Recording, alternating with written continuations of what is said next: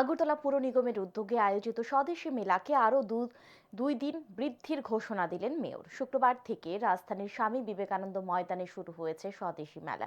শনিবার স্বামী বিবেকানন্দ ময়দানে সাংবাদিক সম্মেলন করে পুর নিগমের মেয়র দীপক মজুমদার বলেন, পুর নিগমের উদ্যোগে স্বদেশী মেলা 2026 শুক্রবার থেকে শুরু হয়েছে।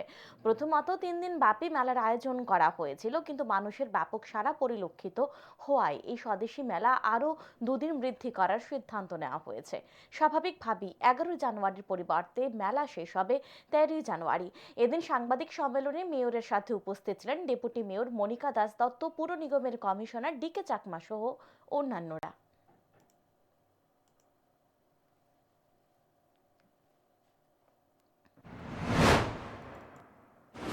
যারা অংশগ্রহণ তাদের একটা উৎসব বৃদ্ধি পেয়েছে এবং জনগণও চাইছেন এই মেলাটা যাতে আরও কয়েকদিন বৃদ্ধি করা তারা সুযোগ পায়।